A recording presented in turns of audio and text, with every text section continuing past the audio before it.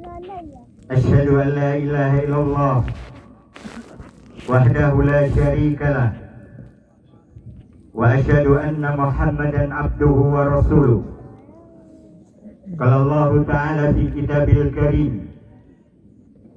ya ayyuhalladzina amanu taqullaha haqqa tuqatih wa la tamutunna illa wa antum muslimun. Ya ayyuhan nasu taqu rabbakum alladzi khalaqakum min nafsin wahidah wa khalaqa minha zawjaha wa batha minhuma rijalan katsiran wa nisaa'a wattaqullaha alladzi tasaaluna bihi wal arham innallaha kana 'alaikum raqiba. Ya ayyuhalladzina amanu taqullaha wa qulu qawlan sadida yuslih lakum a'malakum wa yaghfir lakum dunubakum wa man yuti'illaha wa rasulahu faqad faza fawzan 'azima. Amma ba'd. Ma'asyiral muslimin, sidang jamaah salat Idul Adha yang berbahagia. Suara takbir, tahmid dan tahlil menggema di seluruh penjuru dunia. Jiwa-jiwa yang kusuk dan lesan-lesan yang suci menyenandungkan kalimat pengagungan Allahu Akbar, Allahu Akbar, Allahu Akbar, la ilaha illallah, wallahu akbar, Allahu Akbar, walillahil hamd. Allah Maha Besar. Tiada yang pantas disembah kecuali Allah yang Maha Besar. Allah Maha Besar dan segala pujian hanyalah teruntuk Allah yang Maha Besar. Sementara sahabat-sahabat kita yang saat ini melaksanakan rangkaian ibadah haji senantiasa mengagungkan asma Allah dengan kalimat talbiyah, labbaik Allahumma labbaik, labbaik la syarika laka labbaik, innal hamda wa ni'mata laka wal mulk la syarika lah. Semoga jamaah haji Indonesia, utamanya jamaah haji Boyolali, senantiasa dilimpahi kesehatan, keselamatan dan kemudahan dalam menjalankan rangkaian ibadah haji dan menggapai haji yang mabrur. Ma'asyiral muslimin rahimakumullah, pengagungan kepada Allah Subhanahu wa taala dengan takbir, tahmid, tahlil maupun talbiyah bagi jamaah haji merupakan syiar agama yang keluar dari jiwa-jiwa yang takwa. Oleh karena itu, dengan semangat pengagungan kepada Allah Subhanahu wa taala, marilah kita tingkatkan kualitas takwa kepada Allah Subhanahu wa taala. Allahu Akbar, Allahu Akbar, Allahu Akbar. Di antara fadilah bulan Dzulhijjah adalah disyariatkannya umat Islam menyembelih binatang kurban. Pertanyaannya, bagaimanakah sebenarnya esensi kurban dan keutamaan yang ada dari ritual penyembelihan kurban? Pertama, kurban sebagai sarana mendekatkan diri takarub kepada Allah Subhanahu wa taala. Kurban dari kata qaraba yuqarribu kurbanan, artinya mendekatkan diri. Maka ibadah kurban adalah ibadah dalam rangka pendekatan hamba kepada Tuhan melalui persembahan kurban.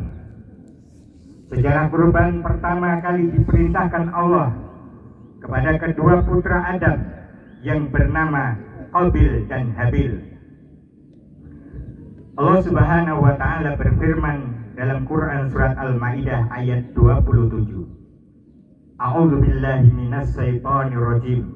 Fatlu alaihim naba'a banan adama bil haqqi id qarraba qurbanan fatuqabbila min ahadihima walam yutaqabbal min akhari qala la aqtulannaka qala innama yataqabbalallahu minal muttaqin.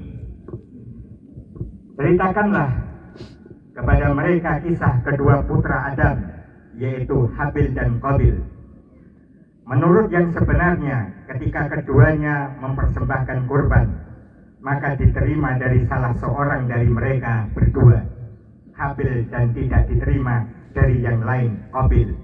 Ia berkata, Qabil, aku pasti membunuhmu. Berkata Habil, sesungguhnya Allah hanya menerima kurban dari orang-orang yang bertakwa. Qabil berprofesi sebagai bercocok tanam, sedangkan Habil berprofesi sebagai peternak. Qabil mengorbankan buah-buahan, tetapi diambilkan buah-buahan yang kurang baik. Sedangkan Habil mengorbankan kambing kesukaannya yang tinggi besar dan kekar. Dan kurban Habilah yang diterima karena ada semangat ketakwaan dalam jiwanya. Dan kurban hanya diterima bagi yang didorong dengan semangat takwa. Allahu Akbar, Allahu Akbar, Allahu Akbar. Kedua, kurban sebagai wujud syukur kepada Allah Subhanahu wa Ta'ala. Sungguh Allah Subhanahu wa Ta'ala menurunkan nikmat yang teramat besar kepada hamba. Hanya saja kadang hamba kurang menyadari untuk mensyukurinya. Maka kurban salah satu cara pengingat dan wujud syukur hamba kepada Allah Subhanahu wa Ta'ala. Allah Subhanahu wa Ta'ala berfirman, Inna a'tainakal kautsar fasalli li rabbika wanhar inna syani'aka wal abtar. Sesungguhnya kami telah menurunkan kepadamu nikmat yang agung, Al-Kautsar, maka sholatlah karena Rabbmu dan berkurbanlah. Sesungguhnya orang yang mencelamu adalah orang-orang yang terputus. Al-Kautsar bisa bermakna nikmat yang teramat besar. Dan bagi Nabi Muhammad Sallallahu Alaihi Wasallam, Al-Kautsar adalah telaga yang berada di dalam surga. Setelah turun surat Al-Kautsar ini, maka Rasulullah mewajibkan dirinya tiap tahun menyembelih binatang kurban sebagai wujud syukur atas nikmat yang maha agung dan nikmat telaga Kautsar. Maka sudah seharusnya kita bersyukur kepada Allah atas nikmat rezeki yang tiada sanggup kita menghitungnya. Ketiga, kurban sebagai wujud cinta atau mahabbah kepada Allah Subhanahu wa Ta'ala.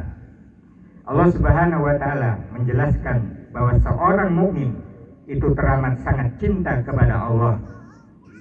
Sebagaimana Quran surat Al-Baqarah ayat 165, walladzina amanu asyaddu hubbalillah, dan orang-orang beriman itu sangat cinta kepada Allah. Sangat cinta kepada Allah maksudnya sangat taat kepada Allah, sebuah ungkapan bahasa Arab yang menyebut lau kana hubbuka sadiqal la'ata'tahu fa innal muhibba lima yuhibbu muti'.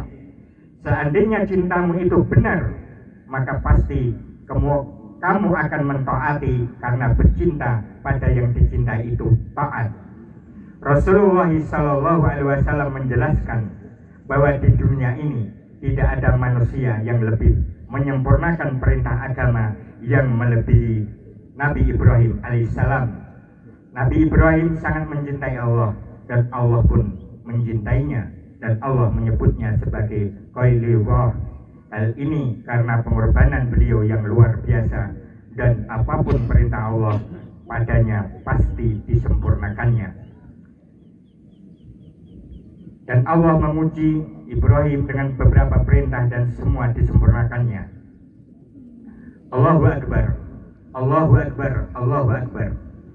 Di antara perintah Allah kepada Ibrahim adalah perintah monumental yang teramat berat, yakni agar ia menyembelih putranya Ismail.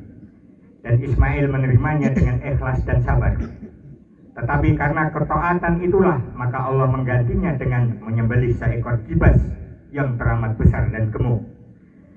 Jelaslah bahwa setiap pengorbanan pasti akan diganti oleh Allah Subhanahu wa Ta'ala dengan nikmat yang besar pula, sebagai imbalan atas ketaatan dan wujud cinta hamba kepada Sang Khalik. Keempat, korban sebagai sarana menghapus dosa.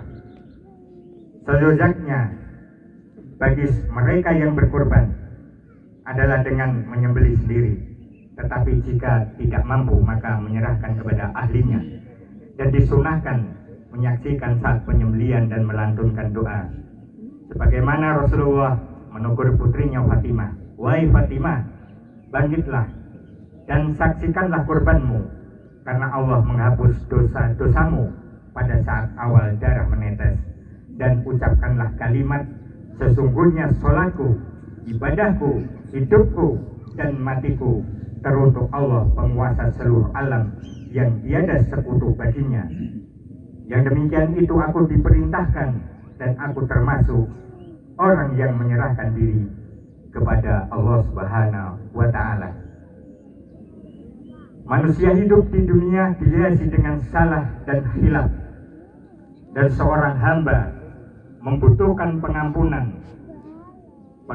Allah Subhanahu wa Ta'ala, dan salah satu sarana menggapai ampunan adalah dengan menyembelih kurban. Bahkan pada saat sembelihan pertama darah mengalir dan darah belum sampai ke tanah, saat itu Allah telah menghapus dosa-dosa mereka yang berkorban. Allahu Akbar, Allahu Akbar, Allahu Akbar. Kelima, korban sarana atau wasilah menggapai beragama yang baik. Seseorang dikatakan telah menggapai beragama yang baik manakala memiliki tiga sifat, sebagaimana dijelaskan Allah dalam Quran surat An-Nisa ayat 125. A'udzubillahi minasyaitonir rajim. Wa min asinu dinan miman aslama wajhahu lillahi wa huwa muhsinun wa taba'a millata Ibrahima hanifan wa takhadallahu Ibrahima khalilan. Dan siapakah yang lebih baik agamanya daripada mereka yang menghadapkan wajahnya kepada Allah ikhlas, dan dia orang-orang yang berbuat baik atau muhsin, dan mengikuti milah Ibrahim yang lurus, hanif, dan Allah memilih Ibrahim sebagai kekasihnya. Ketiga sifat yang harus dimiliki seorang yang beragama dengan baik adalah beribadah dan beramal saleh semata mengharap ridha Allah. Sebagaimana doa ketika berkorban, sesungguhnya sholatku, ibadahku, hidup dan matiku hanyalah teruntuk Allah penguasa seluruh alam. Beragama yang baik juga haruslah memancarkan semangat berbuat baik pada sesama. Kurban adalah bagian dari bersedekah kepada sesama, berbagi kepada orang lain. Beragama yang baik juga haruslah mengikuti milah Ibrahim yang lurus, yang dilanjutkan oleh Nabi Muhammad SAW, baik itu ritual tawaf di sekitar Ka'bah, ibadah syai, melempar jumrah, maupun penyembelihan binatang kurban. Allahu Akbar, Allahu Akbar, Allahu Akbar. Jelaslah bahwa ibadah kurban memiliki hakikat dan keutamaan yang luar biasa.